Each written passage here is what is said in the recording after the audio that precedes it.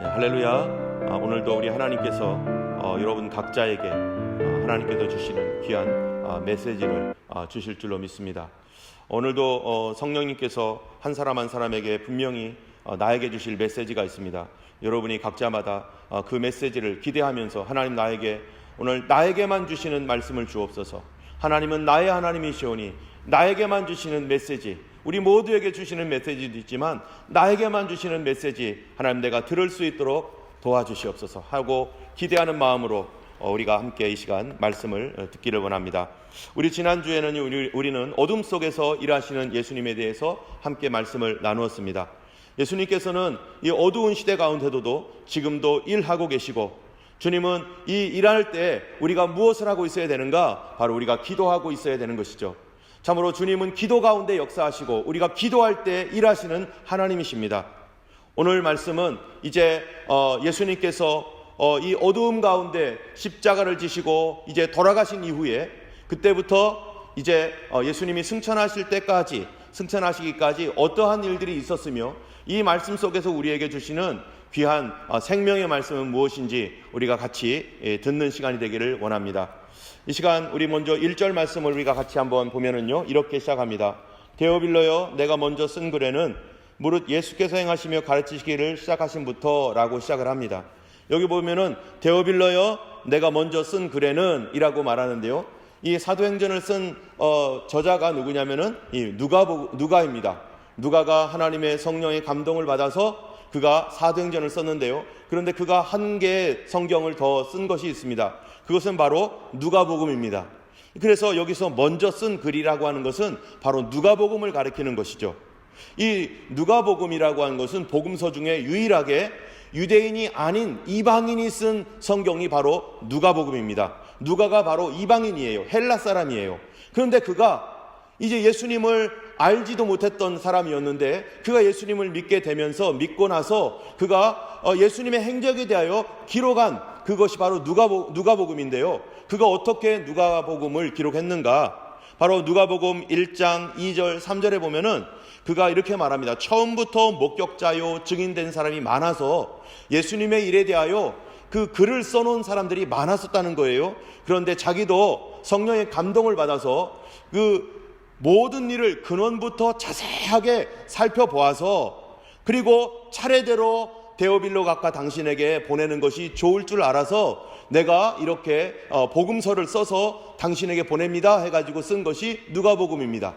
누가복음은 그냥 어떠한 그냥 생각나는 대로 쓴 것이 아니라 성령님께서, 누가가 의사이기 때문에 합리적이고 논리적인 사람이에요. 그러다 보니까 성령님께서 누가의 그런 학문적이고 의사로서의 어떠한 그러한 이 통찰력과 또 이성적이고 합리적인 이것을 바탕으로 해서 그가 여러 자료를 모으고, 그리고 예수님에 관하여 썼던 것들 중에 바른 것과 바르지 않은 것들을 구별하고, 그래서 그러한 학문적이고 과학적인 방법으로 여러 문헌들을 조사하고 모아가지고, 그래서 그것을 차례대로 예수님이 과연 이 말씀을 하셨는지 저 말씀을 하셨는지 이런저런 문헌들을 확인하고 조사하면서 이렇게 쓴 것이 바로 누가복음이라고 하는 것입니다. 그런데요, 누가복음은 언제부터 언제까지 썼느냐 하면은요, 1절을 우리가 다시 보면은 이렇게 말해요. 무릇 예수께서 행하시며 가르치시기를 시작하신부터, 2절에 그가 택하신 사도들에게 성령으로 명하시고 승천하신 날까지의 일을 기록하였노라. 누가복음은 어떤 것을 기록했습니까? 예수께서 행하실 때부터, 예수님의 탄생 그때부터 시작을 해가지고 예수님의 예수님이 승천하실 때까지의 일을 누가는 여러 문헌들을 확인하고, 그리고 또 과학적인 조사를 통해서 그가 그렇게 기록을 했다는 것입니다. 그래서 이때까지의 기록한 내용이 누가복음이고, 이제 사도행전은 어떤 내용이냐? 예수님께서 이제 승천하신 뒤에 제자들이 남겨지잖아요. 그래서 제자들이 남겨진 그 제자들이 어떻게 활동했는가? 바로 예수님이 승천할 그때부터, 오늘 본문이 예수님께서 이제 부활하신 뒤에, 그리고 승천하시고, 그리고 제자들이 남아서 그 복음의 사역을 감당했는데 그거를 어떻게 했는가라고 하는 것을 기록한 것이 바로 사도행전입니다. 사도행전은 AD 61년부터 63년 사이에 기록되어 있다라고 우리가 추정을 하고 있는데요.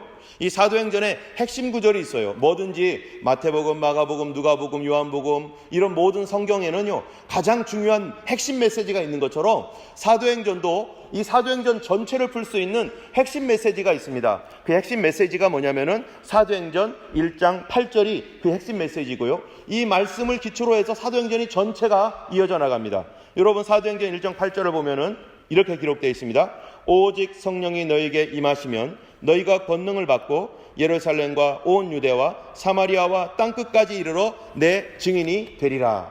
이것이 사도행전 전체를 요약하고 압축했던 핵심 메시지예요. 여기 보면은 뭐라고 되냐? 오직 성령이 너에게 임하시면, 이 사도행전은요 성령이 임해야 가능한 것이고, 성령이 임했던 제자들에게 무슨 일이 있었는가, 그리고 그 일로 인하여 그들이 무슨 일을 했는가, 이런 것들을 사도행전 전체적으로 기록하고 있습니다. 그들이 성령을 받았던 사건 내용이 사도행전 1장 2장에 나오죠. 사도행전 1장 2장에서 그들이 어떻게 성령을 받았는지, 하나님의 성령을 어떻게 받고 그 다음에 3장 4장부터는 어떻게 그들이 사역하고 활동했는지를 기록하고 있는 것이죠. 그래서 성령이 임해서 그 다음에 일어난 일이 권능을 받았는데요. 권능을 받아서 그래서 그들이 했던 일들이 예루살렘과 온 유대와 사마리아와 땅끝까지 이르러 내 증인이 되리라. 여러분, 예수님의 증인, 어떤 증인일까요? 예수님이 죽으셨지만 다시 부활하셨다라고 하는 부활의 증인이 되리라. 그래서 성령을 받고 권능을 받아서 그들이 증인이 되는데, 예수님 부활의 증인이 되는데, 예수님 살아나셨다라고 외치는데, 근데 어떻게 이 살아났다는 복음이 어디까지 전파되느냐? 맨 처음에는 예루살렘에서, 그 다음에는 유대와 사마리아와 땅끝까지 간다는 것입니다. 자, 그렇기 때문에 사도행전 1장에서 7장까지는요 바로 예루살렘에서 있었던 일이에요. 예루살렘에 모였고, 예루살렘에서 기도했고, 예루살렘에서 성령 받았고, 예루살렘에서 3,000명 5,000명이 회개했고, 예루살렘에서 핍박이 났고, 이런 내용이 사도행전 1장에서 7장까지의 내용이고요. 사도행전 8장에서 12장까지는요 예루살렘에서 이렇게 있었던 일들이, 핍박을 통해서 성도들이 다른 곳으로 흩어지면서 사마리아와 유대 지방으로 계속 흩어져 나가면서 복음이 그곳에 전파되었던, 바로 유대와 사마리아에 어떻게 복음이 전파되었는가, 유대와 사마리아에 복음이 전파될 때 어떤 역사, 어떤 권능이 나타났는가, 그것이 바로 사도행전 8장부터 12장까지고요. 그 다음에 13장부터 28장 끝까지가 무슨 내용입니까? 이제 하나님께서 이 세계 선교를 위하여 유대와 사마리아뿐만 아니라 로마 전역으로 세계 끝까지 복음을 전파했던 사도 바울의 행적을 쫓아서 로마 전역에 어떻게 복음이 전파되었고, 스페인 저 서바나까지 어떻게 복음이 전파되었는지를 기록한 것이 바로 13장부터 28장까지의 내용입니다. 그렇기 때문에 이 내용이 바로 사도행전 1장 8절에 전체가, 사도행전 전체의 내용이 1장 8절에 다 들어가 있는 것이죠. 오늘 특별히 1장 1절부터 11절까지의 내용은, 이 전체의 내용은 뭐냐면은 예수님께서 부활하신 후에 그리고 승천하시기 전까지 어떤 일들이 있었는지에 대하여 간략하게 기록하고 있습니다. 여러분 3절을 보면은요 어떻게 말하는가 한번 보겠습니다. 3절을 여러분도 같이 한번 읽어보시기 바랍니다. 그가 고난받으신 후에 또한 그들에게 확실한 많은 증거로 친히 살아계심을 나타내사 40일 동안 그들에게 보이시며 하나님 나라의 일을 말씀하시니라. 여기 보니까 그가 고난받으신 후에, 고난을 받으셨어요. 십자가를 지셨어요. 그 다음에 확실한 많은 증거로 친히 살아계심을 나타내사, 예수님이 살아계셨다는 거예요. 살아계신 주님이라는 거예요. 우리처럼 지금 주님께서 이 십자가에 비록 달려 죽으셨지만 지금 다시 살아나셔서 우리처럼 숨을 쉬시고 우리가 살고 있는 이 현실 가운데 예수님께서 돌아다니시면서 예수님이 많은 사람들에게 그분이 살아계셨다는 것을 확실하게 증거를 했다는 것입니다. 나타내 주셨다는 것입니다. 그 날이 며칠이었냐면 40일 동안, 부활하신 뒤 40일 동안 이 땅에 계시면서 많은 사람들에게 예수님이 보여졌어요. 그 사람들이 누굽니까? 맨 처음에 예수님의 부활을 봤던 사람이 막달라 마리아잖아요. 막달라 마리아와 또 이 예수님의 제자들과 또 엠마오 마을로 가던 그런 제자들, 예수님을 따랐던 많은 사람들, 또 예수님이 제자들 가운데 나타났는데 그때 도마가 없었을 때 예수님이 도마에게 또 나타나 주시고, 그리고 다시 갈릴리로 이 베드로와 이 제자들이요, 예수님 부활한 뒤에도 또 실망해가지고 갈릴리에 고기 잡으러 갔었을 때 예수님이 또 갈릴리까지 가가지고 제자들을 다시 불러 모아다가 예수님의 살아계심을 보여주시고 다시 예루살렘으로 다 오라고 말씀하시고 예루살렘에 다 모이게 하셨어요. 고린도전서 15장 4절에서 6절에 보면요, 이렇게 말씀합니다. 성경대로 주님께서 사흘 만에 살아나시고 게바와, 여기서 말하는 게바란 누굽니까? 베드로의 다른 이름이에요. 게바와 12제자와 그 다음에 500여 형제에게 동시에 보이셨다. 일시에. 예수님의 부활을 본 사람이요 500명이나 된다는 거예요. 한꺼번에 500명에게 예수님께서 일시에 보이셨는데, 그 예수님이 보이신 곳이 어디겠습니까? 바로 예수님이 승천하신 그 장소, 감람산에서 예수님이 승천하셨는데, 바로 예수님께서 이렇게 많은 사람들에게 그분의 살아계심을 보여주시고, 그리고 그들에게 뭐라고 했다고요? 너희들 예루살렘에 모여있으라고. 4절 5절을 보면요, 그 모여있던 예수님이 승천하시기 전에 그 모여있는 사람들에게 예수님이 부탁을 했어요. 4절 5절 우리 다 같이 한번 읽어보겠습니다. 사도와 함께 모이사 그들에게 분부하여 이르시되 예루살렘을 떠나지 말고 내게서 들은 바 아버지의 약속하신 것을 기다리라.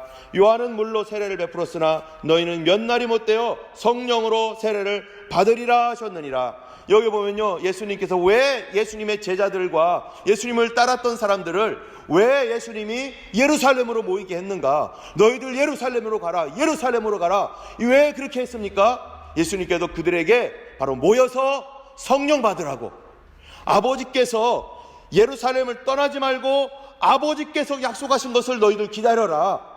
몇 날이 못되어 성령을 부어줄 텐데 내가 성령을 부어줄 테니 예루살렘으로 모여라. 모여서 함께 있어라.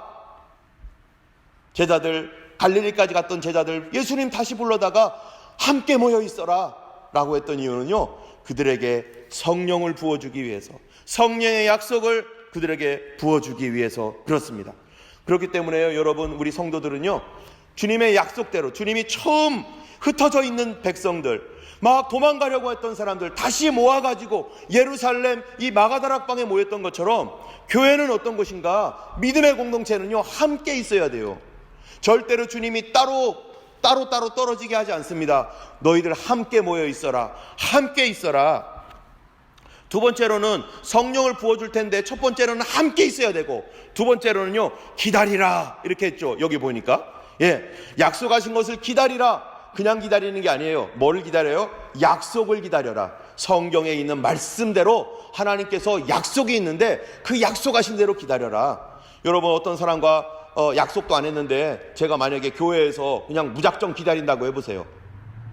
제가 누구랑 만나고 싶어서 그냥 약속도 안 돼 있는데 그냥 무작정 기다리면 됩니까? 그거는 바보 같은 짓이죠. 약속이 안 돼 있는데 왜 나오겠어요? 그런데 몇 날 며칠에 만나자, 몇 시에 만나자 약속했으면요, 그 자리에 미리 와서 기다리죠. 우리가 미리 와서 기다려야 되죠. 그리고 어른이 저보다 나이가 연세가 많으신 분이나 또 어른이 있으면은 그 어른이 오기 전에 미리 5분이나 10분 전에 와서 기다리는 게 예의잖아요. 그런데 약속을 늦어버리면 그건 예의가 아니죠. 하나님께서 분명히 약속을 하셨는데 성령을 보내줄 거라는 약속을 하셨어요. 그렇기 때문에 이 약속을 믿고 미리 가서 기다리는 거, 미리 와서 기다리는 거, 그게 어디라는 거예요? 이제 마가다락방에 나중에 그들이 모입니다. 그래서 주님께서 너희들은 모여 있어라. 뭐를 위하여? 성령 받기 위해서는 모여 있어야 되고, 그리고 기다려야 된다. 기다리면서 뭐합니까? 바로 기도하는 거죠. 주님, 약속하셨으니 응답해 주세요. 여러분, 우리의 기도는 뭡니까?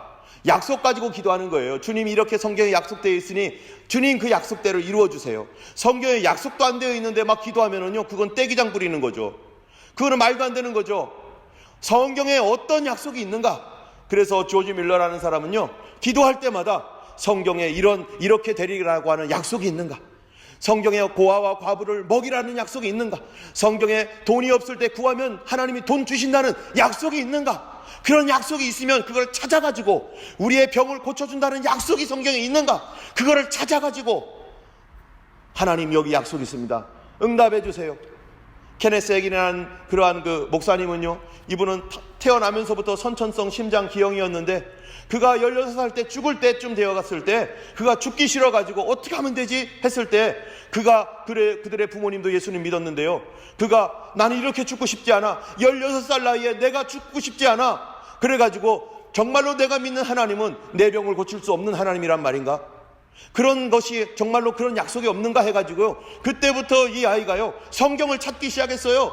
성경을 찾았더니 거기에 주님께서 우리의 질병을 고쳐주시고 우리의 질병을 위하여 대신 십자가 죽으셨다는 말씀이 거기에 있는 거예요. 그전에는요 그가 알지도 못했어요. 성경을 보지도 못했었으니까. 그런데 이 성경을 보고서 그가 그때부터 하나님 앞에 기도하기 시작했습니다. 하나님, 성경에 예수님께서 십자가 지심으로 우리의 질병을 다 가져가셨다고 했는데 하나님, 내 질병을 고쳐주세요. 내 질병을 고쳐주세요. 하나님이 약속하셨으니 고쳐주세요. 이렇게 약속 믿고 기도한 뒤에 그가 어떻게 되었습니까? 그가 완전히 깨끗하게 나와가지고요, 이 땅에 정말로 조영기 목사님에게까지도 영향을 미치는 아주 위대한 그런 사역자가 되었고, 그분이 정말로 평생토록 놀라운 일들을 많이 행했습니다. 이렇게 우리가 이 약속을 믿는 믿음으로 하나님 앞에 나가야 되는 것이고, 하나님은 약속을 위하여 기도하는 사람의 기도에 반드시 응답하신다는 것입니다. 예수님은 우리가 함께 기도하기를 원하시고요, 함께 기도할 때 무엇을 위해서 기도해야 됩니까? 우리가 함께 기도할 때 성령을 부어주세요. 주님, 성령을 충만하게 부어주세요.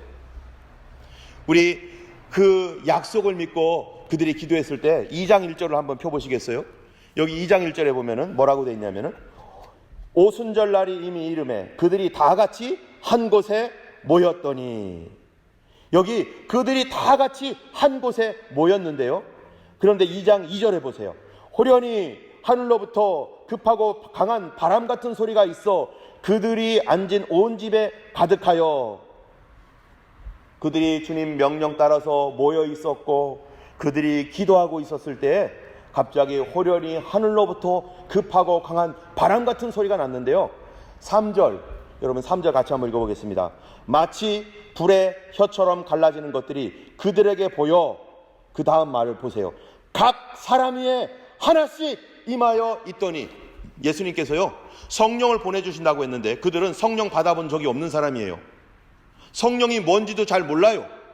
그런데 예수님께서 성경에 약속하지 않았느냐? 하나님이 성령 보내준다고 했다. 그러니까 성령을 받아라. 그래야 내 증인 될 수 있다. 그래야 권능 받고 능력을 받는다. 이랬더니 그들이 말씀 믿고 주님 성령을 부어주세요, 성령을 부어주세요 기도를 하는데요, 하늘에서 확 그냥 마치 물 쏟아지듯 쏟아지는 줄 알았더니 갑자기 바람 같은 소리가 슉 소리가 나더니 불의 혀처럼 갈라지는 것들이 어떻게 됐다고요? 보이는데 각 사람 위에 하나씩 임하여 있더니, 하나님의 성령이 모든 사람 개개인에게, 한 사람 한 사람에게 임하여서 그들 안에 역사가 일어나고 그들이 성령을 영접하게 되고 성령을 받게 되었다는 겁니다. 여러분, 성령님도 하나님이십니다. 우리 하나님은 삼위일체 하나님이세요. 성부 하나님, 성자 하나님, 성자 예수님, 성령 하나님. 근데 이 성령 하나님도 하나님과 동일하신 그런 삼위일체의 하나님이신데, 그런데 놀라운 것은 성령님은 우리 각자의 하나님도 되신다는 거예요.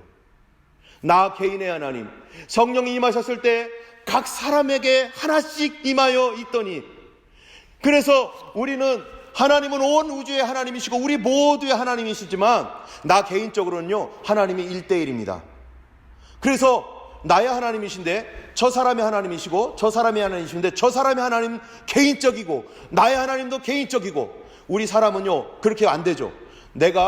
나 혼자 여기 있는데 나는 이 사람도 만나고 저 사람도 만나고 저 사람도 만나면 내 몸은 하나인데, 그냥 많은 사람들을 만날 때 그냥 많은 사람들의 우리 가족 구성원들이 있으면은 우리 큰애 작은애 뭐 여러 아이들 있는데 각자 애들이 많으면은요 각자에게 어떻게 개인적으로 대해주기 어려울 때가 있잖아요.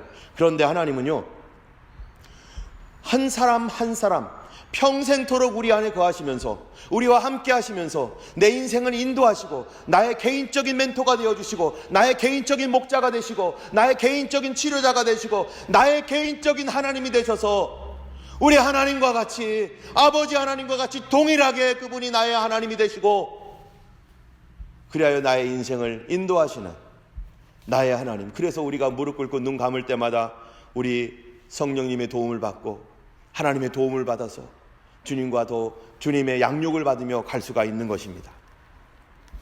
여러분, 우리는 개인적으로 주님을 다 만나셔야 됩니다. 우리의 하나님을 만나는 게 아니라 나 개인의 하나님으로 만나실 때 그때가 뭐냐? 거듭나게 되는 것이고 그때 내 심령이 변화되는 것이고 그때 구원이 이루어지는 것이고 그때 예수님의 피가 내 마음 가운데 적셔져서 내 죄가 용서함 받는 것이고 성령으로 거듭나야 되지만 성령으로 거듭나지 않으면 우리가 평생 이방인처럼 교회는 나오지만 평생 하나님과 거리가 먼 상태에서 나의 하나님이 아니라 우리들의 하나님, 저 사람의 하나님으로 하나님을 섬길 수밖에 없게 될 것입니다. 하나님을 섬기는 것도 아니죠, 그거는. 자, 여러분, 이들에게 성령이 임하셨을 때 그들에게 어떤 일이 일어났는가? 우리 4절을 한번 읽어보겠습니다. 같이 읽겠습니다. 2장 4절입니다. 그들이 다 성령의 충만함을 받고 성령의 말하게 하심을 따라 다른 언어들로 말하기를 시작하니라. 여기 보니까 그들이요 성령의 충만을 받고 방언을 하기 시작했다는 거예요. 방언. 여러분, 방언의 은사 받으시기 바랍니다. 방언이 도대체 뭐냐?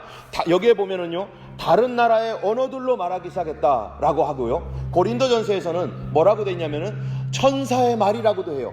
여러분, 천사의 말과 그 다음에 랭귀지, 사람의 말이 다르죠? 사람의 말로서 방언하는 경우도 있습니다. 여기 있는 이 사람들은요 사람의 말로서 방언했어요. 그래서 영어, 일본어, 중국어, 그 다음에 프랑스어, 뭐 옛날에 그랬다면 그런 언어들이 있었던 거죠. 그런 말로 그들이 막 방언을 하고 어쩌면 듣는 사람이 그런 말로 들었을 수도 있죠. 그런데 천사의 말도 있어요. 하나님 나라의 언어가 있어요. 그 하나님 나라의 언어가 방언이죠. 하나님 나라의 언어로 말할 때는 사람들이 알아들을 수 없어요. 사람들이 못 알아들어요. 그런데 그 방언에는 내용이 있습니다. 여러분, 모든 방언에는요 그 방언이 헛소리가 아닙니다. 그 안에 분명한 내용이 있는데 여기 성경에 말하고 있어요. 여러분 11절 보면은 어떤 내용인가? 방언을 하는데 영어로 막 말할 때 내가 영어를 못 알아들으면 무슨 말 하는지 모르죠. 그리고 러시아로 막 말하는데 러시아를 내가 모르면 무슨 말 하는지 모르죠. 그런데 내가 몰라도 성령께서 시키는 방언은 어떤 것이냐? 11절에 그레데인과 아라바인들이라 우리가 다 우리의 각 언어로 하나님의 큰 일을 말함을 듣는도다. 뭐를 듣는다고요? 하나님의 큰 일. 하나님의 큰 일 말함을 듣는도다. 다시 말하면 하나님이 무슨 일을 하셨으며 하나님 앞에 찬양하라, 하나님께 영광 돌리라, 하나님의 큰 일, 그런 하나님을 나타내고 하나님의 영광을 드러내는 그런 말들이 나도 모르게 입으로 나오는 것입니다. 나의 이 개인적인 삶 속에서 방언을 할 때 하나님의 큰 일을 내가 말하게 되고 하나님의 큰 일을 선포하게 되고, 나 개인적으로는 천사의 말이기 때문에, 하늘의 언어이기 때문에 무슨 말인지 몰라도 우리 입에서 나오는 그 언어가 바로 하나님의 영광과 하나님의 큰 일을 드러내는, 어떤 경우는요 예언도 있을 수 있죠. 내가 못 알아들어도 어떨 때는 나를 위로하는 말씀도 있을 수 있어요. 그런데 그 기도가 응답되어서 나를 위로하고 나를 인도하고. 그래서 여러분, 방언은 뭐 하는 것이냐? 나 개인의 덕을 세우는 일, 나 개인적인 덕을 세워나가는 일에 하나님께서 이 방언을 사용하시는 것입니다. 자, 하나님의 큰 일을 말하는데요, 그런데 이 하나님의 큰 일을 말하다 보니까 성령이 임하시니까 여러분, 사람들이요 반응이 있는데 12절 13절 우리 한번 읽어볼까요? 2장 12절 13절 다 놀라며 당황하여 서로 이르되 이 어찌된 일이냐 하며, 또 어떤 이들은 조롱하여 이르되 그들이 세술에 취하였다 하더라. 여러분, 안 믿는 사람들이 기도하면서 성령을 받고 방언을 하게 되니까 깜짝 놀라가지고 당황을 한 거예요. 아니, 이게 무슨 일이야? 아니, 우리나라 말로 들리네? 이 우리나라 말을 저들이 어떻게 알지? 당황했을 뿐만 아니라 이 사람들이 어떻게 될 줄을 모르는 거예요. 그런데 어떤 사람들은 조롱하는 사람이 있어요. 조롱하는 사람이 어떻게 합니까? 저들 세술에 취했다, 저 사람들 술 먹고 취했다. 여러분, 성령이 임하니까요 어떤 현상이 일어나냐면, 안 믿는 사람들이 볼 때는 마치 술 취한 사람처럼 보이는 거예요. 막 이러는 거예요. 여러분, 그렇지 않겠어요? 하나님의 성령이 나에게 임하셨는데, 여러분, 우리의 지적인 것, 감정적인 것, 의지적인 모든 것들이 그 성령으로 충만하게 채워지는데 어떻게 우리가 가만히 있을 수 있겠어요? 몸도 흔들리고 감정도 막 폭발할 거고 의지도 막 그냥 기뻐가지고 어쩔 줄 모를 거고. 여러분, 콘서트장에 예를 들어서 내가 좋아하는 가수가 나왔는데 이 가수가 막 노래하며 춤추다가 갑자기 나에게 와가지고 악수하면은요, 어떤 사람, 어떤 TV에 보니까 여자애들은요 기절을 하더라고요. 기절. 옛날에 엘비스 프레슬리 얼마나 유명한 사람이었습니까? 막 이러면서 막 노래하고 막 이럴 때 사람들이 막 기절하고 막 난리가 나요. 여러분, 인간적인 것도, 인간들도 자기가 좋아하는 사람이 오고 어떤 특별한 것들이 올 때 감정에 복받쳐서 막 이럴 줄 어쩔 줄 모르고 이러는데, 하나님의 성령이 우리에게 임하시는데 그 하나님이 나의 이 질그릇과 같은 나에게 부어지시는데 어찌 내가 가만히 있을 수 있습니까? 우리가 물컵이 있으면 물컵에다 뜨거운 물을 부으면 물컵 주변이 따뜻해지잖아요. 김이 막 나잖아요. 어떻게 그게 가만히 있을 수 있어요? 뜨거워지고 김이 나고 그러는 건 당연한 거죠. 우리가 성령의 은혜를 충만하게 받을 때는요, 하나님의 은혜가 우리의 감정을 위로하고 하나님의 은혜가 우리의 감정을 만져주시면서 나의 모든 더러웠던 생각들과 또 상처났던 것들을 깨끗이 치료해 주시는데 우리가 어떻게 가만히 있어요? 울며 하나님 앞에 부르짖으며, 또 어떤 사람은 뒹굴기도 하고, 심지어 어떤 사람은 그 안에 있는 더러운 악한 영들, 악한 영들이, 귀신들이 떠나갈 때 그 성령의 임함으로 떠나가니까 이 사람이 뒹굴고, 이런 일들이요 당연히 일어나죠. 당연히 일어나죠. 성령의 은혜 가운데 취해 보신 분들은 알 겁니다. 그럴 때 내 그 다음 결과가 뭔가? 하나님의 선한 일을 찬양하고 하나님의 놀라우신 일들을 정말로 기뻐하면서 그렇게 하나님의 거룩한 성품, 예수님의 성품으로 변화되고 닮아가는 것입니다. 여러분, 그 결과가 2장 46절, 여러분 한번 성경 한번 펴보시겠어요? 2장 46절에 어떤 결과가, 성령을 받으니까 2장 46, 47절을 보면은 이렇게 말합니다. 한번 읽어보겠습니다. 날마다 마음을 같이하여 성전에 모이기를 힘쓰고 집에서 떡을 떼며 기쁨과 순전한 마음으로 음식을 먹고 하나님을 찬미하며 또 온 백성에게 칭송을 받으니 주께서 구원받는 사람을 날마다 더하게 하시니라.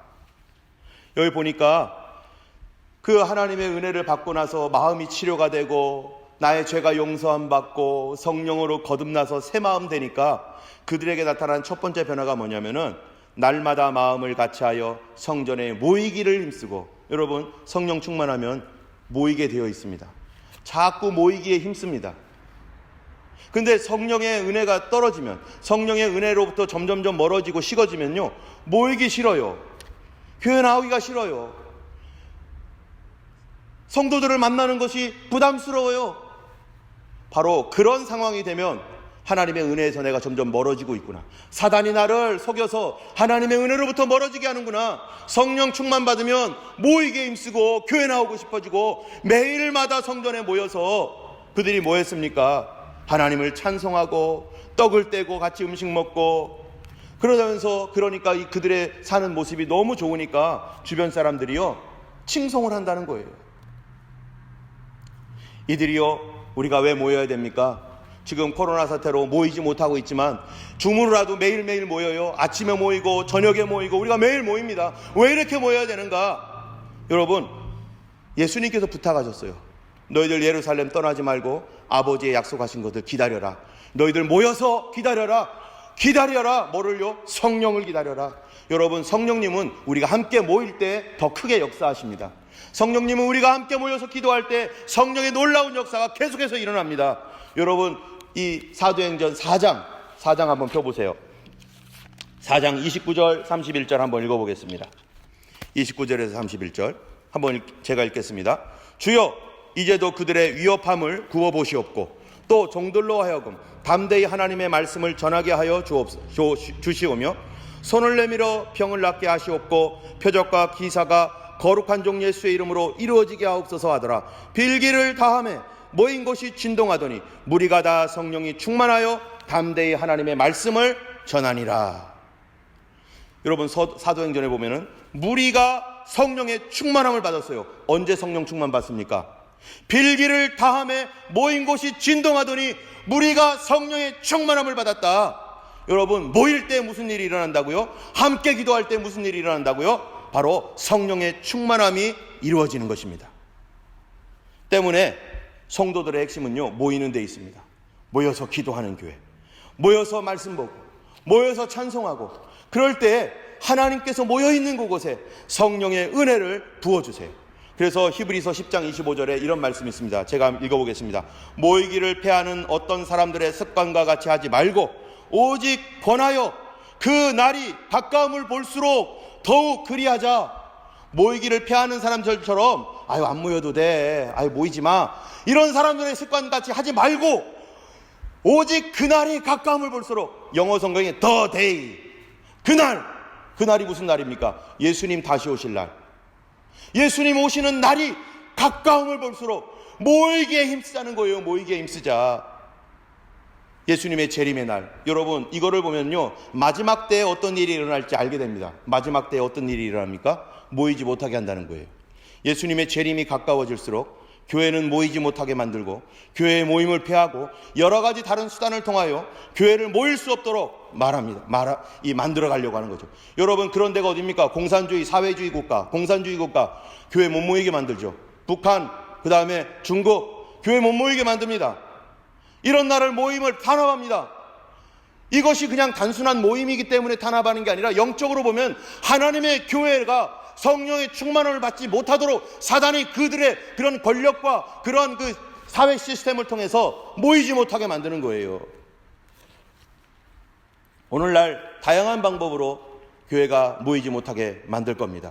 마지막 때가 될수록 모임을 포기하게 하고, 모일 수 없도록 만들고, 모이지 못하는 이유를 대게 하고, 다양한 방법으로 성도들의 모임을 폐할 거예요. 그 이유가 뭐라고요? 성령 충만과 관련이 있습니다. 성령을 충만하게 받으면 권능을 받고 예루살렘과 온 유대와 사마리아와 땅끝까지 이르러 내 증인이 되리라 하신 말씀대로, 교회가 모여서 은혜 받으면 복음 전하니까, 복음 전하면 이 땅에 복음이 전파되면 그제야 뭐가 와요? 끝이 오리라. 사단이 깨지니까, 마귀의 일이 멸해지니까, 그러니까 사람들 가운데 사단이 복음을 전하지 못하게 하려고 교회를 모이지 못하게 하고 기도하지 않게 하고, 우리는요, 하나님의 교회에 모여서 이 성령의 충만함을 위해서 기도하고, 이 기도의 가운데 성령의 은혜를 받고 세상에 나가서 또 복음 전하며 또 우리의 삶의 승리를 얻고, 또 거기서 다시 교회로 모여서 함께 기도하고 또 은혜를 받고 또 나가서 세상에서 증거하고 또 거기서 살다가 또 교회로 오고, 이런 순환이 계속해서 반복되어야 됩니다. 그런 것을 통하여 하나님께서 우리에게도 성령 충만함을 유지하게 하고 권능을 갖게 하고, 우리가 기도할 때 병이 낫게 하고 또 표적과 기사가 나타나게 하고, 그리고 전도가 되게 하고, 우리 삶도 주님이 도와주셔서 그 길이 열리게 하시고 승리로 충만하게 하시는 것이죠. 바로 사도행전 4장 29절 31절에 보면은요, 여기에 그 상황이 어떤 상황인지 보세요. 여기에 상황이요, 뭐라고 되어 있냐면은 29절에 주여 이제도 그들의 뭐를 굽어보시옵소서. 위협함. 누가 위협합니까? 누가 모이지 못하게 교회를 위협합니까? 정부가 그렇습니다. 종교 지도자들이 그랬고 있습니다. 지금 유대의 종교 지도자들과 유대의 정치 지도자들이 교회 모이지 마, 교회 모이지 마 이러고, 그래서 이 예수님의 제자들이 복음을 전하면서 성령이 임하고 복음을 전하면서 안진뱅이를 고치고 놀라운 이적과 기사와 표적이 막 나타나고 너희들이 죽였던 예수님이 살아나셨다라고 막 증거하니까요, 그들이 막 싫은 거예요. 예수님을 죽였던 그 무리들이 싫은 거예요. 사단이 싫은 거예요. 그러니까 그들이 어떻게 합니까? 그들을 잡아다가 옥에 가두고 예수 이름으로 말하지도 말고 예수 이름으로 모이지도 말아라 하면서 위협하고 있어요. 이럴 때 교회가 위협에 주눅 들어가지고요, 그럼 우리 모이지 말자 이런 게 아니에요. 다른 곳에 피해서 모이고, 다른 지역으로 가서 모이고, 이곳에서 핍박하면 저곳에서 모이고, 계속 모이면서 기도하는 겁니다. 뭐라고 기도했다는 거예요? 오늘 아까 읽었던 대로 주여 저들의 위협함을 굽어보시옵고 종들로 하여금 담대히 하나님 말씀을 전하게 해주세요. 오늘날 우리 이 시대 가운데요, 우리가 기도해야 될 게 뭡니까? 나라에서 벌금한다고 하고 뭐 이렇게 하고 있을 때 우리가 지금 그래도 줌이라고 하는 이런 상황 속에서 있지만 우리가 모이도록 계속해서 모여야 되고 성령 충만을 위해서 모여야 되고 기도하도록 모여야 되고 하나님 말씀이 증거되어지도록 우리가 계속 모여야 되는 것입니다.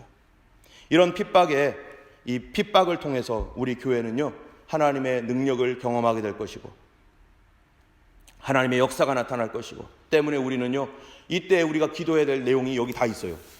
지금 어두운 때 코로나로 위험할 때 또 나중에 어쩌면 정말 이 핍박이 있을 때도 있을 수 있죠.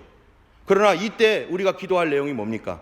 주여 그들의 위협함을 굽어보시옵고 복음이 담대하게 전파될 수 있도록. 두 번째로는요 손을 내밀어 병을 낫게 하옵소서. 우리 가운데 병이 낫게 해주세요. 세 번째로는요 표적과 기사가 거룩한 종 예수의 이름으로 이루어지게 하옵소서. 우리의 모임을 통해서 병이 낫게 해주세요. 우리 모임을 통해서 표적과 기사, 예수님이 하나님의 아들 되신 것이 나타나게 해주세요라고 우리가 기도해야 된다는 것입니다. 그렇게 빌기를 다함에 모인 곳이 진동하더니 무리가 다 성령의 충만함을 받고 이제는 담대하게 하나님의 말씀을 전했습니다. 성령의 충만함은요 함께 모여있는 무리 속에서 나타나는 것입니다. 교회 공동체는 기도하는 공동체, 기적이 있는 공동체, 계속적으로 우리가 주님의 은혜를 위하여 모이기에 힘써야 되는 것입니다. 여러분 오늘날 코비드 상황을 통해서 우리는 뭐를 보아야 됩니까? 바로 이 교회의 모임입니다. 이 코비드로 인해서 오늘날 정치, 경제, 사회, 문화, 경제 이런 모든 것에 많은 영향이 있습니다. 그런데 이 모든 상황 누가 주관하신다고요? 하나님이 주권적으로 인도하시고 하나님이 역사의 주인이시고 주님이 이 역사의 주인이시기 때문에 그렇다면 주님은 무엇을 중심으로 보겠습니까? 대통령을 보겠습니까? 아니면 과학자들을 보겠습니까?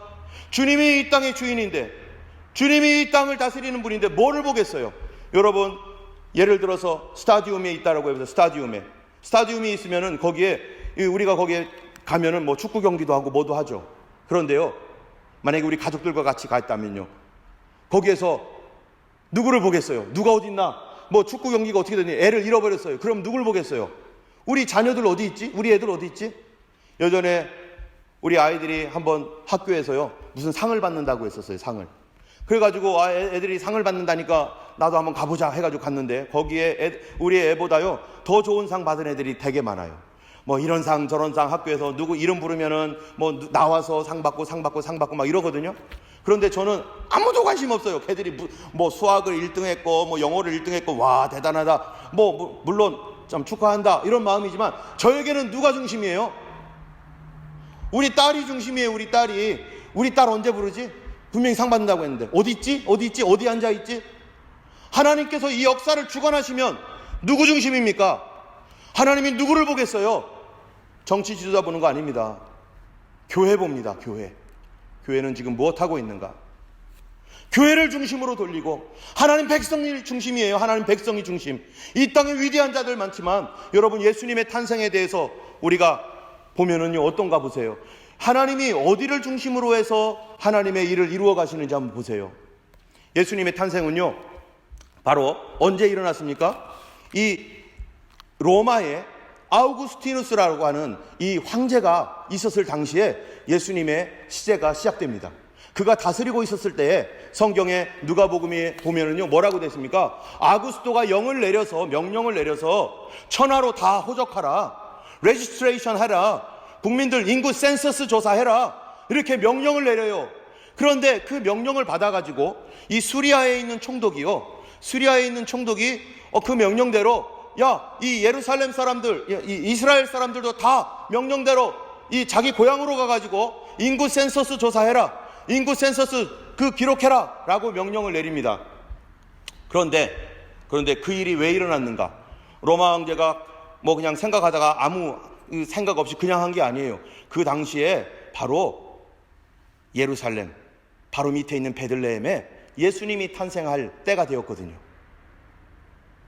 이 천사 이 가브리엘의 인도를 그 메시지를 받고 마리아가 알겠습니다. 주의 여종이오니 주의 뜻대로 되기 원합니다 하면서 그 마리아가 예수님은 하나님의 아들을 이 잉태하기로 영접되었고 믿음으로 받아들였어요. 그랬는데 성경에 보면은 하나님의 아들이 어디서 태어난다고 했냐면은 마리아가 지금 살고 있는데 나사렛, 갈릴리 나사렛인데 성경에서는 예수님이 하나님의 아들이 베들레헴에서 태어난다고 했거든요. 그런데 이 마리아의 남편인 요셉이 고향이 베들레헴이에요. 근데 그들이 베들레헴에 갈 일이 없어요. 지금 아기를 잉태했는데 어딜 가요? 그런데 바로 요 시기에 수리아 총독 구레뇨가 아우구스티누스 로마 황제의 명령을 받아서 이스라엘 사람들도 다 호적하라. 그런데 너네 고향으로 가서 해라. 지금 아기 벤 상태에서 어딜 고향으로 갑니까? 근데 고향으로 갑니다. 베들레헴에 가서 거기서 호적을 하는데요. 거기에 뭐가 없었느냐? 거기에는요, 방이 하나도 없었어요. 여러분, 왜 방이 없었습니까? 베들레헴이 얼마나 큰 도시입니까? 아닙니다. 작은 곳이에요. 그런데 베들레헴의 출신이 그렇게 많습니까? 방이 없도록? 아니에요. 바로 방이 없었던 이유가요, 그때가 절기 기간이었기 때문입니다. 여러분, 추석이나 명절 되면은 어떤 도시는요, 바글바글 하잖아요. 사람들이 내려가면서 엄청 많잖아요. 그런 것처럼 그 당시가 이 절기였는데 무슨 절기냐? 바로 장막절입니다. 여러분, 왜 예수님이 태어난 것이 12월 25일 겨울이라고 하지만 사실 이거는요, 이 태양절 축제의 날을 예수 믿으면서 기름 세례를 주어가지고 그걸 예수님 탄생 기념일로 그냥 정했을 뿐이고, 그 미드라신의 어떤 축제일을 이제 로마가 기독교화 되면서 우리가 그것을 우리나라의 추석을 마치 세례를 주면 뭐가 되겠어요? 추수감사절 되죠? 똑같은 의미이니까. 미트라를 기념했던 거를 이제 이것이 우리의 의의 태양이신 예수님을 기념하는 날로 우리가 바꾸자 해가지고요, 세례를 줘가지고 그렇게 그거를 바꾼 거지만 진짜 날은 언제입니까? 그거는요, 이 세례 요한이 6개월 전에 태어납니다. 그런데 이 요한이 6개월 전에 태어날 때 요한의 날짜를 알면 되는데요, 요한의 그 아버지 사가랴가 여기에 보면은 8번째 반열, 제사장이거든요. 8번째 반열인 아비야 쪽에 있는 사람이에요. 아비야 반열. 그때 그 아버지가 아비야 반열로서 예루살렘에 가가지고 이제 뭐를 합니까? 분향을 하는데, 분향하는 날짜를 딱 따지면은 그로부터 10개월 후에 요한이 태어납니다. 그 10개월 후 요한이 태어난 때가 언제냐? 그게 바로 여기 보면 1월 있죠. 1월. 여기 아비벌, 니산월 해서 1월 있죠. 1월에 태어나요. 그런데 예수님은요, 그거를 계산으로 해서 결정해 보면 1월인데 그거를 가지고 예수님이 태어난 날을 계산해 보면요, 예수님이 딱 6개월 만에 태어납니다. 그러니까 언제겠어요? 바로 여기에 보면은 7월이에요. 7월. 여러분 7월 보이시죠? 디스리월, 티슈리월. 근데 7월 1일은 나팔절, 7월 10일은 대속제절, 7월 16일부터 21일까지는 장막절이에요. 15일부터. 예수님께서요, 언제 오셨는가? 바로 이 1월 중순이었는데, 1월 중순에서 이거를 6개월 따지면은 바로 7월 중순, 바로 장막절 기간입니다. 사람들이 여기저기서 몰려드니까 예루살렘 바로 근처에 있으니까 사람들이 너무나 많은 거예요. 그러니까 방이 없어요. 예수님께서 장막절, 여러분 장막절의 뜻이 뭡니까? 임마누엘입니다. 하나님이 우리와 함께 계신다.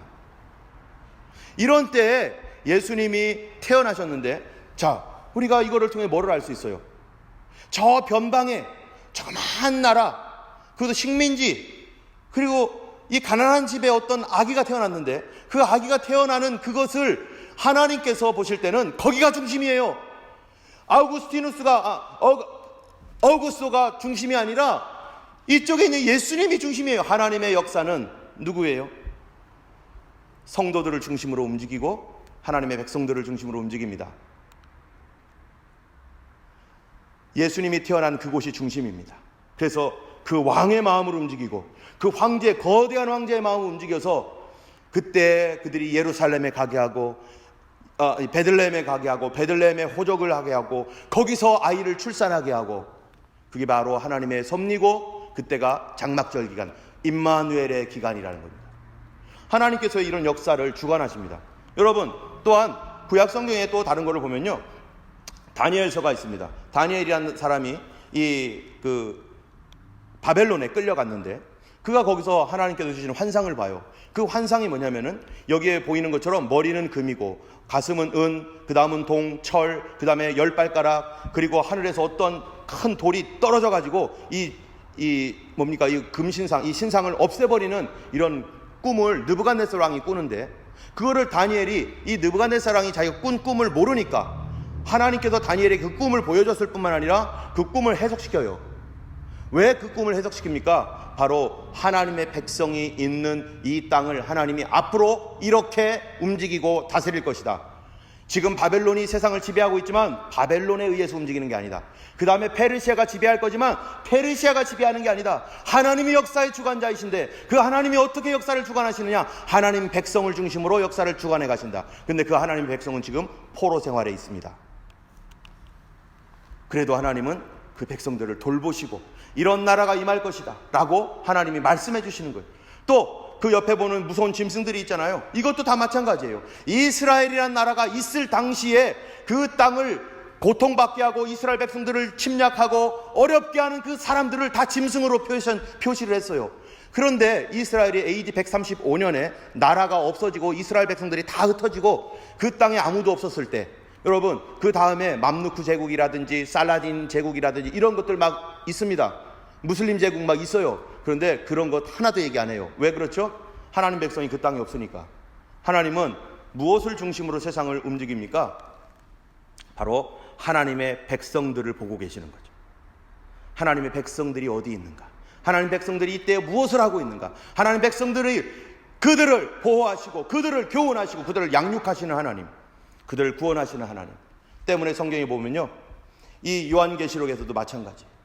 하나님께서 이 요한계시록을 통해서 마지막 때 이스라엘이 회복되잖아요. 그러니까 요한계시록이 또 있는 거예요. 이스라엘이 회복되었을 때 교회와 함께 어떻게 될 것인가? 그들이 교회로 오고 그들이 예수를 믿게 되는데 그 당시에 바로 마지막 시대에 요한계시록에 이러이러한 일이 있을 것이다. 지금 이스라엘 있잖아요. 하나님은요, 하나님의 택한 백성들을 통해서 역사를 움직이고 그들을 사용해서 세상을 바꿔나가시고, 하나님의 관심은 누구에게 있습니까? 하나님의 백성, 교회에게 있고요. 여러분 아모스서를 보면은요, 이런 말씀이 있습니다. 제가 한번 읽어볼 테니까 여러분 한번 같이 한번 읽어보세요. 너희는 베델에 가서 범죄하며 길갈에 가서 죄를 더하며 아침마다 너희 희생을 3일마다 너희 11조를 드리며 누룩 넣은 것을 불살라 수은제로 드리며 낙헌제를 소리내어 광포하려무나. 그럼 한번 해봐라 이 소리예요. 너희들 하나님께 제사 드려봐. 그들이 범죄하면서 이 신도 섬기고 저 신도 섬기고 이러는 가운데 불의하고 공의롭지 못하고 온갖 더러운 짓을 하면서 그렇게 하나님 앞에 그런 식으로 섬겨봐라 이렇게 말하는 거예요. 이스라엘 자손들아, 이것이 너희의 기뻐하는 반이라. 이는 주 여호와의 말씀이라. 너희들 하고 싶은 대로 한번 해봐 이런 소리죠. 그 다음 말씀 보세요. 또 내가 너희 모든 성읍에서 너희 일을 한가하게 하며, 여러분 이 이빨 있잖아요. 일을 한가하게 한다는 게 뭡니까? 먹을 게 없다는 거예요. 너희 먹을 것이 없어지고 각처에서 양식이 떨어지게 하였으나 너희가 내게로 돌아오지 아니하였느니라. 경제적인 문제가 생겼는데 이거를 보고서 그들이 어떻게 느낀다고요? 아니야, 이거는 그냥 하나님의 말씀이 아니고 경제가 어려운 거야. 나라 살림이 어려워서 그래. 그러고서 하나님께로 돌아오지 않는다는 거예요. 여러분, 이런 일들을 하나님께서 못 알아들으니까 또 그들에게 너희가 회개하고 하나님께로 돌아와라. 그래야 너희가 산다. 하나님께로 돌아오라 라고 해서 또 뭐를 했느냐? 7절에 또 추수하기 석 달 전에 내가 너희에게 비를 멈추어 어떤 성읍에는 내리고 어떤 성읍에는 내리지 않게 하였더니 땅 한 부분은 비를 얻고 한 부분은 비를 얻지 못하여 말랐음에 두세 성읍 사람이 어떤 성읍으로 비틀거리며 물을 마시러 가서 만족히 마시지 못하였으나 너희가 내게로 돌아오지 아니하였느니라. 가뭄이 일어나고 땅이 갈라지고 이제는 기근이 심하게 일어나는데, 그거를 듣고 이전에도 그런 일이 있었고 그 다음번에도 그런 일이 있으면 야, 이거 우리 하나님 앞에 무슨 우리가 잘못한 거 아닌가? 회개하고 돌아가야 되는 거 아닌가? 그 주변에 있는 곳이 지금 다른 나라들도 가뭄이 있고 막 이러는데요, 지금 하나님은 어디에 관심이 있냐면 이스라엘이 회개하는 데 관심이 있어가지고 그런 일들을 일어나게 하는데도 이스라엘은 어떻게 했다고요? 돌아오지 않는다는 거예요. 9절에 내가 풍재와 깐부기 재앙으로 너희를 쳤으며 팥종이로 너희에게 많은 동산과 포도원과 무화과 나무와 감람나무를 다 먹게 하였으나 너희가 내게로 돌아오지 아니하였느니라.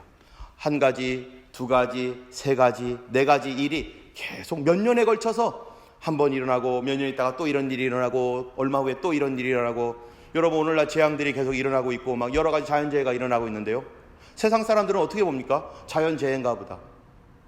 그거를 뭐 하나님이 하시는 거라고 이렇게 얘기해. 그렇게 말하면 안 되지. 이렇게 얘기할 수 있어요. 그런데 사람들은 모르니까 그러죠. 성도들은 알아들어야 됩니다. 이게 무슨 말인지, 이게 무슨 일인지. 코로나가 일어나고 있는데 이 전염병이 퍼졌으니까 그러지, 그렇게 생각하면 안 된다는 거예요. 전 세계적인 현상이에요. 하나님께서 여기서 무슨 일을 하고 계시는지 교회는 알아들어야 된다는 얘기예요.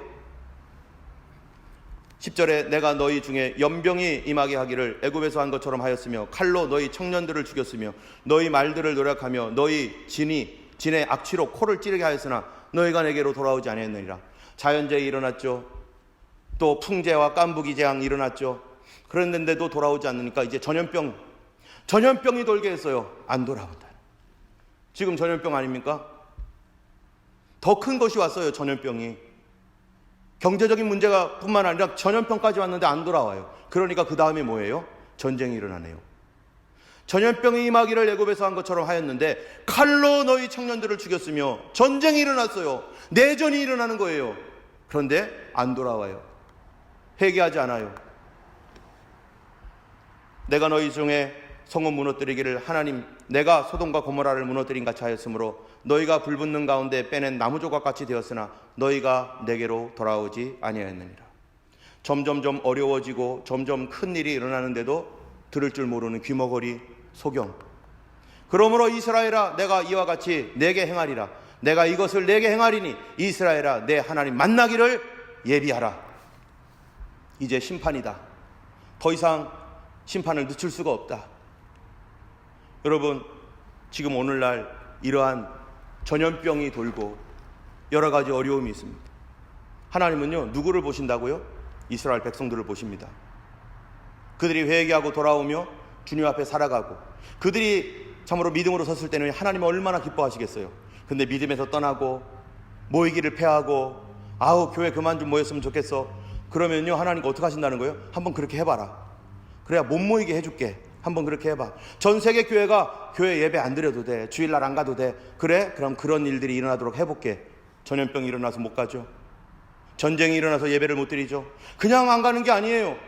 재앙으로 인하여 못 가는 일이 생기는 거예요. 건강이 타격을 입어서 못 가는 일이 생기는 거예요. 그렇게 내가 주일 예배 드리기를 싫어했으니 그래, 한번 너가 정말로 내가 하나님이 지켜주지 않을 테니까 내가 손을 뗄 테니까 너희들 마음대로 해봐라.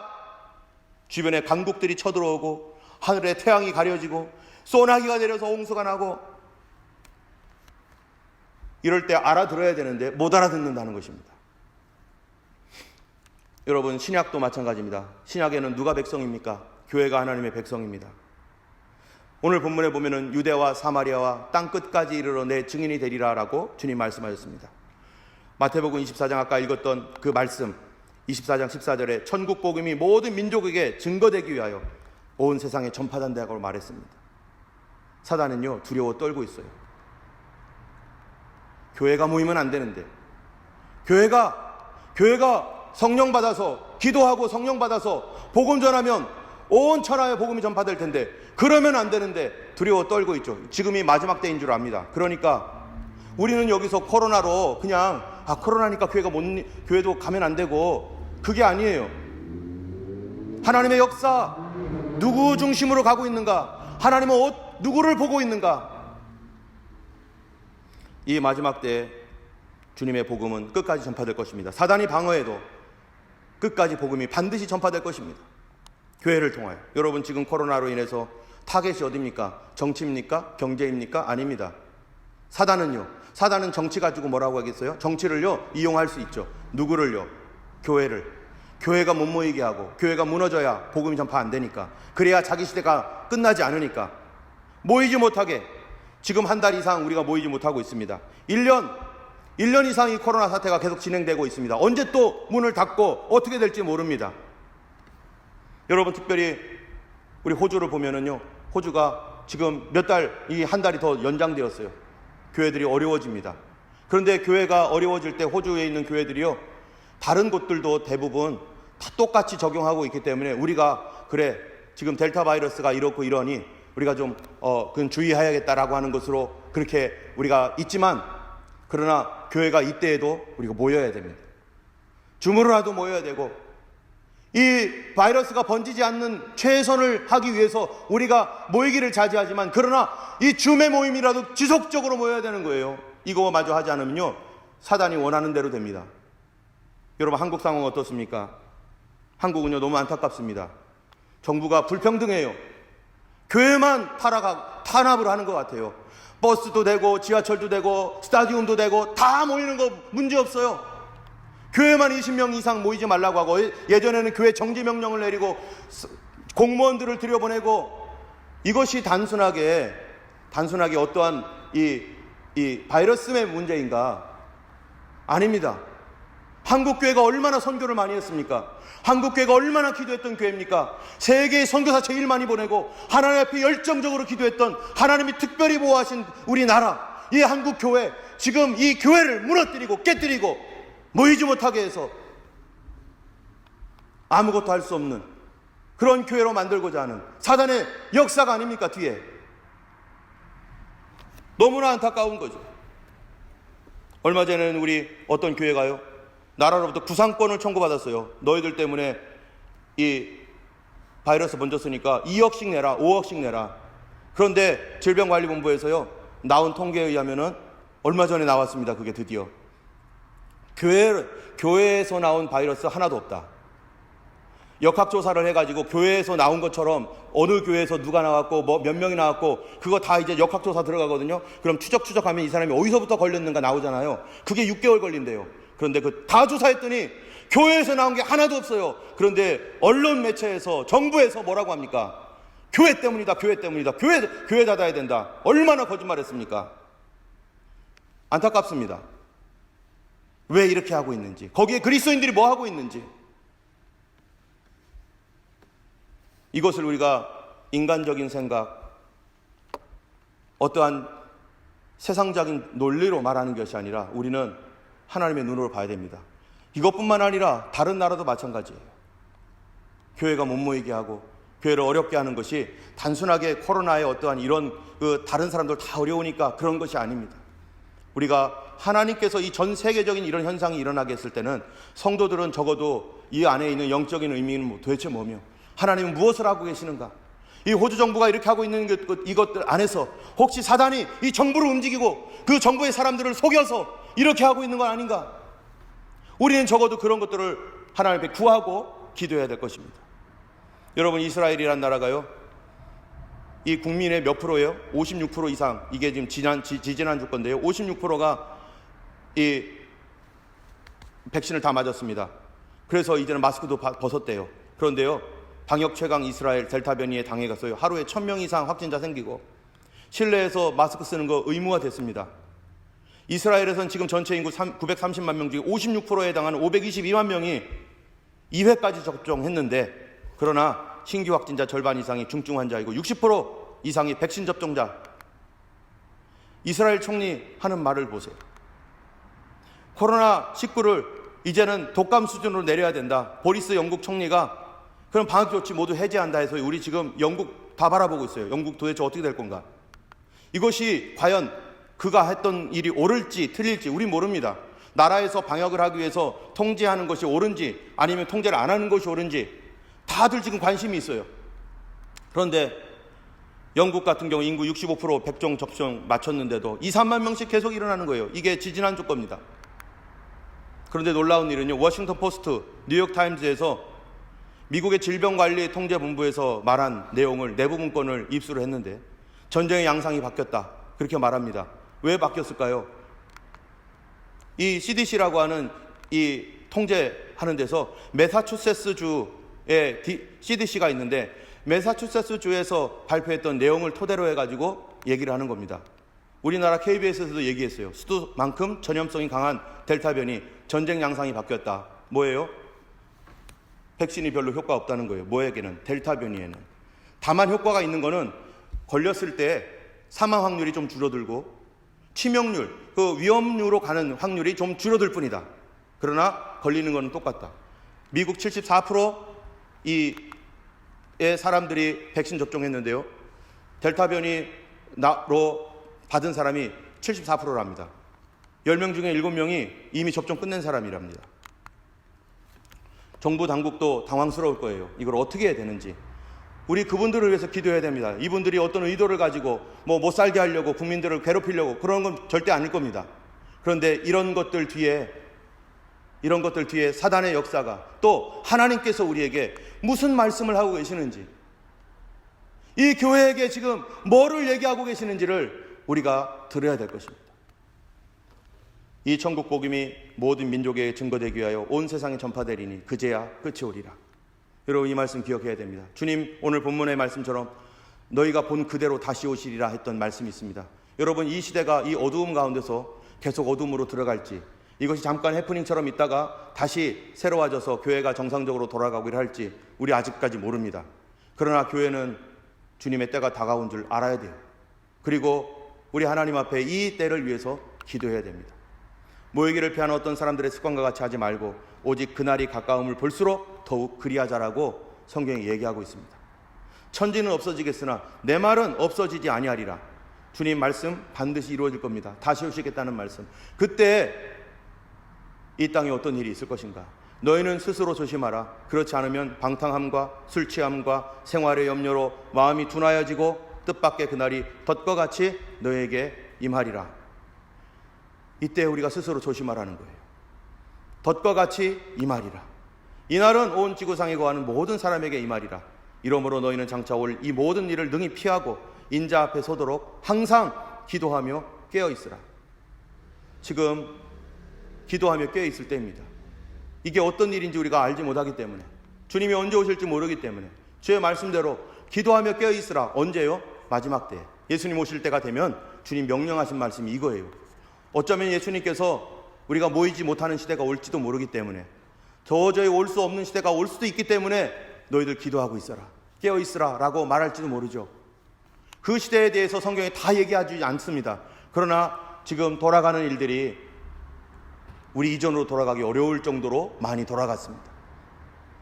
여러분, 우리 호주에 있는 지도자를 위해서 기도해야 됩니다. 그들이 바르게 정책을 펴고 하나님 경외하는 사람들이 올바른 정책을 펴도록 대한민국에 있는 지도자들을 위해 기도해야 됩니다. 그들이 하나님을 알고 엎드려서 이 민족과 이 백성을 구원할 수 있는 하나님 뜻이 되고, 교회가 교회를 살릴 수 있는 그런 정부가 되고 하나님 뜻에 합당한 그러한 뜻이 될 수 있도록, 여러분이 과거에 이스라엘에게 어떻게 대하였느냐에 따라서 하나님께서 각 나라들을 심판했던 내용이 구약성경에 나옵니다. 오늘날 어떻겠습니까? 교회를 어떻게 대하고 있느냐에 따라서 하나님께서 마지막 때 민족들을 심판할 때 그것을 가지고 하나님께서 판단하실지 모릅니다.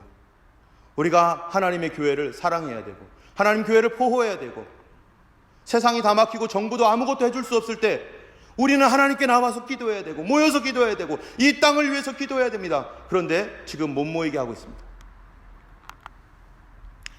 내가 나의 인내의 말씀을 지켰은즉 내가 또한 너를 지키어 시험의 때를 면하게 하리니 이는 장차 온 세상에 임하여 땅에 거하는 자들을 시험할 때라. 우리의 현재 상황이 모일 수 없는 상황에 우리는 그래도 이 상황에서 이렇게라도 모이는 것, 그래서 이 땅을 위해 기도해야 되고요, 이 민족을 위해 기도해야 되고 이 나라를 위해 기도해야 되고, 우리 하나님께서 지도자들에게 지혜를 주셔서 참으로 영적인 일을 깨닫고 하나님의 교회가 참으로 그 영적 사명, 파수꾼의 사명을 깨달아서 끝까지 기도하는 교회, 마지막 때에 기도하는 사람 보겠느냐 말씀하셨는데, 믿는 사람을 보겠느냐 하셨는데, 우리는 모이기에 힘써서 성령의 충만함을 받고 이 땅에 이런 일들이 속히 종식되고 다시 일상으로 돌아갈 수 있도록 하나님, 사단이 역사하고 있는 모든 분야 하나님 다 보여주셔서 지도자들이 그거를 보고 깨닫게 하시고 그들이 참으로 좋은 정책을 펼 수 있도록, 그것이 우리의 기도를 통해서 이루어질 것입니다. 하나님께서 교회의 기도를 통해서 세상을 바꿔주실 것입니다. 교회는 모여 기도하는 것이고 모여 성령 충만 받아야 되는 것입니다. 오늘 우리 같이 이 말씀 생각하면서 우리 하나님을 잠시 우리 묵상하겠습니다. 하나님 아버지, 이 땅 가운데 참으로 사람들이 알든 모르든 많은 사람들은 어려움을 당하고 있습니다. 이것이 사단의 일이든 사단의 일이 아니라고 하든 그들은 모릅니다. 그러나 우리는 이 시대에 모든 것들을 주관하시는 분이 하나님인 것을 알고 있습니다. 주여 하나님, 이 땅을 긍휼히 여겨주셔서 혹시 우리 교회가 하나님 예배를 소홀히 하고 하나님 앞에 잘못했다면 주님 용서하여 주시고 우리를 불쌍히 여겨 주옵소서. 우리 하나님 아버지, 우리 교회의 죄를 용서하여 주시고 또 지도자들의 죄를 용서해 주시고 우리 하나님 앞에서 하나님 우리가 모이게 힘쓰는 교회 되게 우리 함께 기도하겠습니다. 거룩하신 하나님 아버지, 이 마지막 시대에 우리가 어떤 식으로 세상이 전개될지 다 알지 못하지만 주님 다시 오시리라고 말씀하였습니다. 우리가 본 그대로 주님 다시 오실 터인데 아버지 하나님이여, 참으로 이때의 교회가 파수꾼이 되어서 영적 사명 감당하게 하여 주시옵소서. 아버지 하나님, 특별히 이 땅에 있는 지도자들 긍휼히 여겨주셔서 그들이 무릎 꿇고 하나님께 기도하는 사람이 되게 하여 주시고, 아버지 하나님이여, 참으로 세상의 말이나 아버지 하나님의 지혜 없는 자들의 말을 듣지 않게 하시고 우리 하나님 앞에 참으로 겸손하게 엎드린 지도자들의 말들을 듣고 그들에게 하나님 지혜를 주시길 원합니다. 대한민국 정부와 하나님의 지도자들 긍휼히 여겨주셔서 아버지 하나님, 그들도 하나님이여 참으로 하나님 앞에 엎드리게 하여 주시고 주여 하나님, 백성들을 사랑하는 마음 주시고 하나님, 한국교회가 하나님 다시 일어나서 참으로 하나님 나라와 복음을 위해 다시 세계 선교 감당할 수 있는 그런 한국교회 될 수 있도록 인도하여 주시고, 아버지 우리 교회도 하나님이여 주님 주신 사명 감당하도록 모이게 힘써 매일 기도하기를 빠지지 않게 하시고, 아버지 기도함으로 성령 충만 받아 이제 하나님이 이 시대가 지난 뒤에 우리가 변화되어서 나오고 마지막 때를 준비하는 교회로 변화되고 하나님 그런 성도들로 바뀌어지게 하여 주옵소서. 주여 하나님, 우리를 긍휼히 여겨주시며 혹시 우리에게 회개할 것이 있다면 주여 하나님의 애통하며 회개하는 마음 주시고, 아버지 하나님, 우리가 알지 못하고 하나님 범죄한 거 있다면 주여 하나님이 우리의 눈을 열어주셔서 하나님 바르게 볼 수 있도록 영적 지각을 열어주시옵소서. 오늘도 하나님 우리와 함께 하신 주님께 감사드립니다. 일주일 동안 승리하는 성도들 되게 하시며 하나님의 모이게 힘써 모여서 기도함으로 표적과 기사가 예수의 이름으로 나타나는 것을 우리가 보게 하여 주시옵소서. 감사드리며 우리 주 예수님 이름으로 기도드렸습니다. 아멘. 이제는 우리 주 예수 그리스도의 놀라우신 은혜와 하나님 아버지의 크신 사랑과 성령님의 감화 감동 위로 인도 교통하심이 이때 하나님 앞에 모여 기도하며 주님을 의지하고 이때를 분별하기를 원하는 모든 주의 백성들과 온 세상 교회들 머리 위에 이제로부터 영원토록 함께 하시기를 간절히 축원하옵나이다. 아멘.